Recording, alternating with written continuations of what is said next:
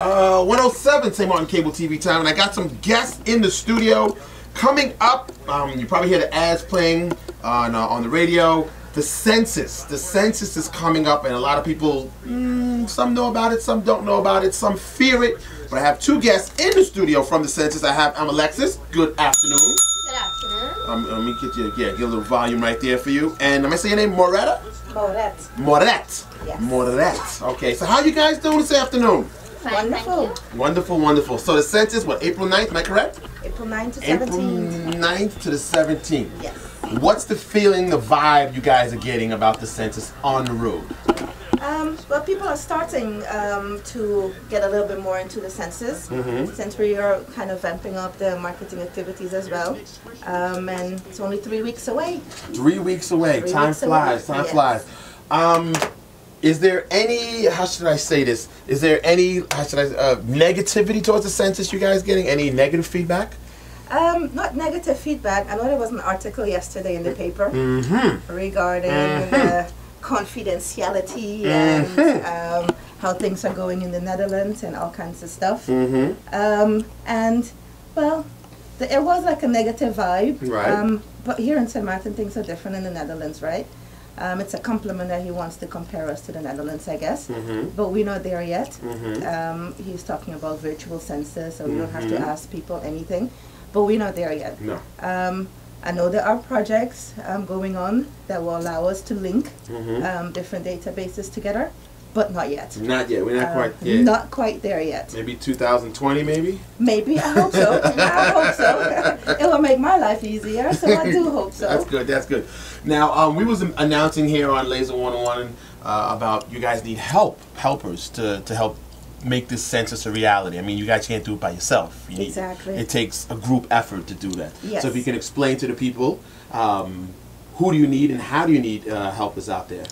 We still have a few team members that we need, and what we call an enumerator. It's actually the person that goes out and talks to the household members and fills out the forms. They need to be 18 years or older, preferably have an own car, valid driver's license, and valid insurance. That's important. Gotta remember the insurance. Gotta they have the license in the car, but they gotta have you gotta have the insurance. True, true. Go ahead.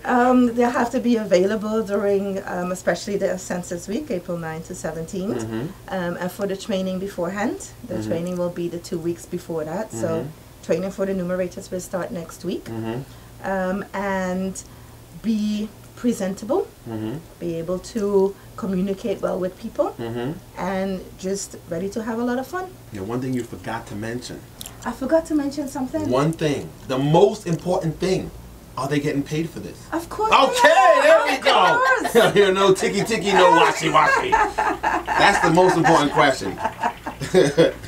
You know, most people don't want to work for free. You know what I'm saying? Exactly. No, I understand. Yes, we are. Yeah. You understand? They get paid. Yeah. How difficult? You talk about the training. How difficult is it? Is it something difficult they have to go through? It's not. It is a lot of hours. A lot of hours. It's 2 trainings of 4 hours. But it's because when people go out there and it comes back, we don't really have a second chance. Right. You don't have a second chance to go, and go back and say, oh, sorry, I did it wrong the first time, so I'm going to go and do it right this time. Unless you're in prison, then you can go back. Then you can go back, exactly. Because, they're not going anywhere for now. Right. But, yeah, so it's long, so that we make sure that you understand everything, and when you go out, you can represent and also be able to fill it in correctly. Now, besides the requirements, license, age, is there any particular type of person that you guys look for, like more males and females, or is there anything, Males are always welcome. The ratio of female and male enumerators that we have is really, I guess, canned towards the females. Really? So males are really, really welcome. But what we're looking is someone that, goes out and be able to go into somebody's house and put them at ease and, have a nice conversation with them, fill it out and leave, and, people be like, oh yeah, that was a nice person. Now what are the hours that most of these enumerators will come to people's houses? Most of the time at night or in the mornings, or? Depends on the weekends. We say we'll start about from 9 o'clock till about 7 at night. It kind of depends. And weekdays we start about 1:30 and go to about 7 or 8. Now most people, we all notice are afraid of the census, you know, because of the questions that you guys ask. You know, what can you give me an example? Maybe what some of the type of questions that you guys might ask somebody? We start with demographics, age, gender, where were you born, that type of things. Then we move on into health questions. Okay. Do you have any disabilities? Are you suffering from any type of illness? Then we go into your education. What are you doing now? What have you done before? If you're not going to a school or anything at the moment. Then we go into labor questions. Where do you work? Salary.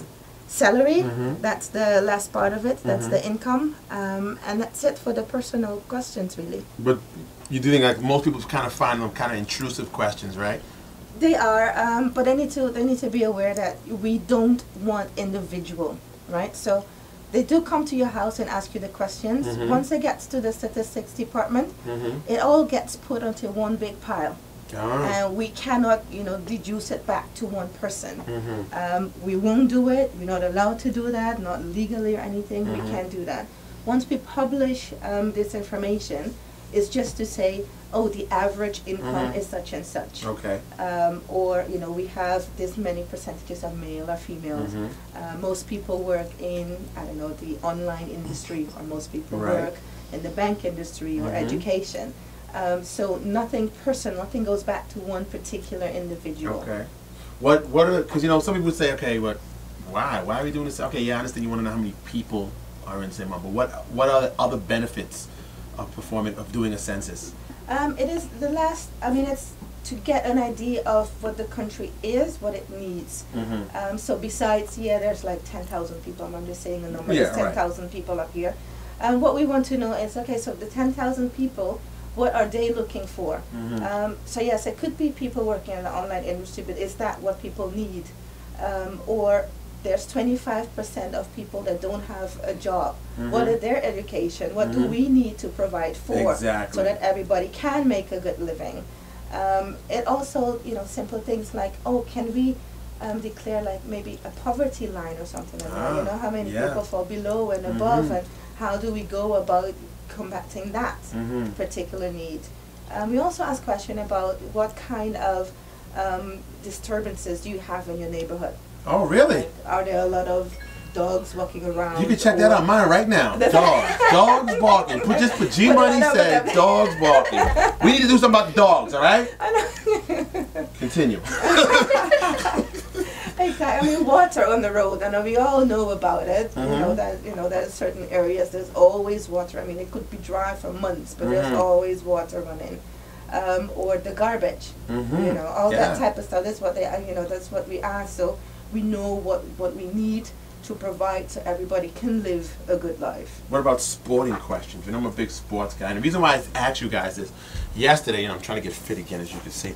Yesterday, I went to Raul Illich. I used to always run at Raul Illich, and I went there yesterday for the first time probably in 2 years, and I was astonished to see the deplorable conditions of Raul Illich Sports Complex. I couldn't believe it. It is so dangerous. It is just, I hope government has something in plan for that, because it is horrible. It is horrible. So do you guys also ask questions of, sporting activities or gymnasiums or? Not particular, not in the census. The statistics department, eventually we will get around to doing all that.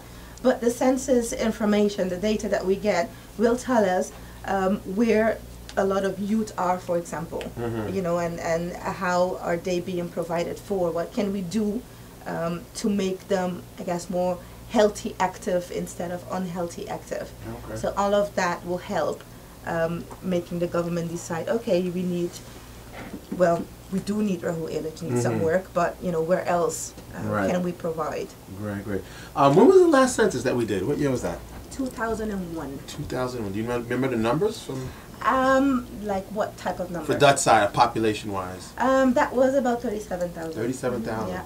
So you guys predicting maybe some new numbers this year? Well, it's like an office pool. Everybody's betting. Oh, I think this. I think that.